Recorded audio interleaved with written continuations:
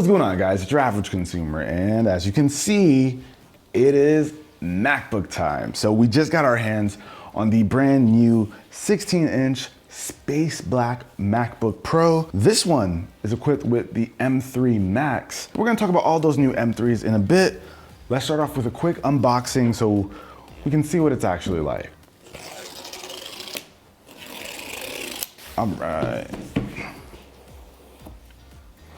All right, now I've been waiting for this moment, you guys, because I went to the Scary Fast event.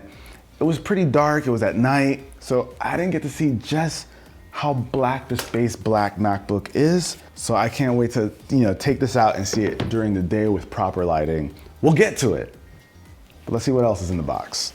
So we got some paperwork, of course, all black Apple stickers. That's all that matters in here. Just joking. You got your quick start guide, your safety and warranty information, all that good stuff. So we've got a black braided MagSafe cable. Love that. And we got the charging brick, the 140 watt brick. So lots of juice in here. So let's put this stuff to the side. I'm very excited.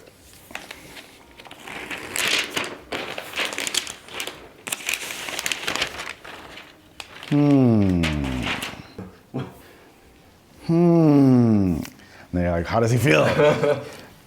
It's black. It's not pitch black though. It's not pitch black. And a lot of us didn't think it was gonna look super dark. Your guys' thoughts? It's black, but it catches a lot, like reflection. It catches the light, right? So yes. It makes it look a little bit lighter. Okay, so this is definitely the darkest recent MacBook, although I'm curious what it looks like compared to the Midnight, the bluish color that they've had. I'm curious what that looks like side by side. All right, you guys. So here we have Space Gray and Midnight, which is a newer color. And you can clearly see the Space Black is definitely darker by a bit. I think what might get some people is when you hear Space Black, you expect it to be like a really deep black. So I like it, like, don't get me wrong. I like it, but I think just how dark it is was a big question a lot of people had. Interestingly enough, this thing does have an anodized seal on it. So one issue with like this Midnight is that you can see fingerprints on it all day. Like, it's pretty easy to get fingerprints on it. I was not able to get any fingerprints on this guy. It does a way, way better job at resisting fingerprints. I could throw down some fingerprints, but my man Jay does have me beat. So Jay. I'm ready. You ready? Go ahead. Let's see. This is a big test for me. Damn, Jay, you're just something different. Oh, Wait. They're going away though. Oh. That was a lot. I threw a lot on it. Now try this. Golly. Yeah, that's different.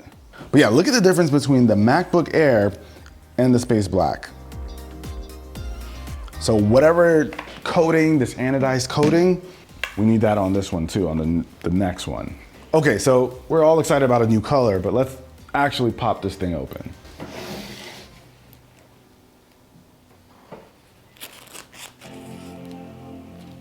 All right, so I'm gonna go ahead and set this thing up a little bit and let's talk about what this thing actually brings to the table. All right, so I've got it all set up, but we haven't taken a look around the actual laptop yet.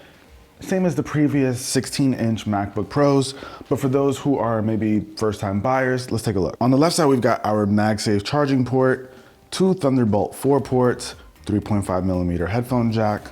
And on the right side, we've got an HDMI port, another Thunderbolt 4 port, as well as an SD card reader. And that's your ports. Okay, so we spent a lot of time talking about like the physical hardware, but now we gotta talk about what's inside. So of course, as you know, Apple announced some new chips. We've got the M3 line. So we've got the M3, M3 Pro, and M3 Max.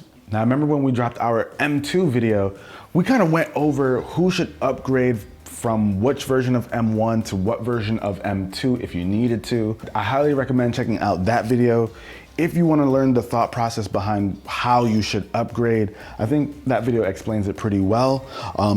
But what I do want to talk about with this whole M3 series is kind of like who this is geared towards. If you watched Apple's keynote, they actually spent a lot of time comparing the M3 to like the M1 and the Intel-based Macs, which were before the M1s. And I think that actually makes sense. I think the only people that should be worrying about purchasing an M3 MacBook are folks who maybe have an M1 or who have like the older Intel models, or maybe even first-time buyers. If you have an M2, chances are you probably don't need to look at this unless you're dying for Space Black, or you want to upgrade the kind of processor that it is. So if you're going from like M2 to M3 Max or something, then that'll make sense.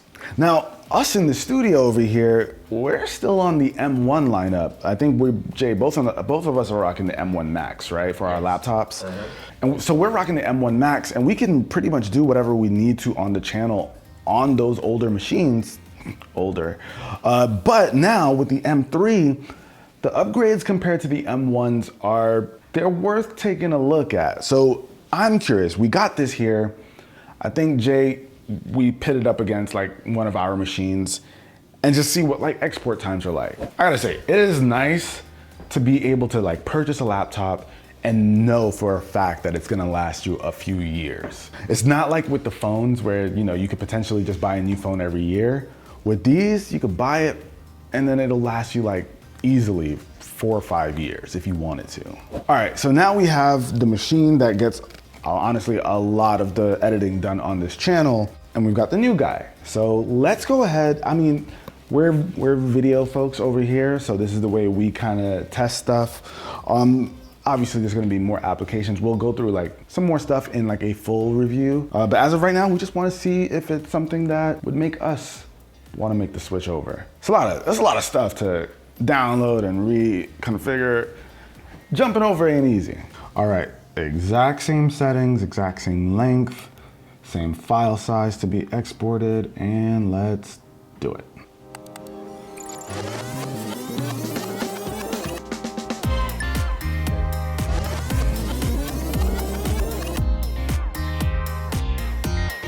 All right, so we finished our little test. They were given the exact same job. Now, this guy finished and exported a video, a ProRes video, in 7 minutes flat. And this one took 12 minutes flat. So we just saved 5 minutes over here on an export, which sometimes could be very, very crucial for us. Jay, I mean, is now the time? Do we do it now? I don't know, man. This is actually pretty convincing. That's like almost half the time. Yeah. I mean, that's a big deal. Obviously, we gotta hit it with some harder stuff. This was a very basic, just exporting test, but man, that's impressive. I think a lot of us who are on like the higher end versions of M1 kind of feel like, listen, you're not gonna move me unless it's something substantial. And right now, I feel like it's absolutely worth considering. And they did a little bit more on the graphic side of things with this. You know, it's got ray tracing now. Apple's really trying to step into that gaming market quite a bit more. And now that this thing has ray tracing, games are gonna look a lot better here. I don't know, man, Apple's hardware is getting there. We just need Steam. Get Steam on here and like get some developers to port their stuff. It's gonna be wild in the future. But as of right now, color me impressed. We'll get the full review going. But that about wraps it up for this video, guys. Hopefully you enjoyed it. If you did, be the cool guy or girl, like this video, thumbs up, and I'll catch you guys in the next one. Jay, let's get to work. You too, Dom, let's get to work. Everybody, get to work. Ari, get to work.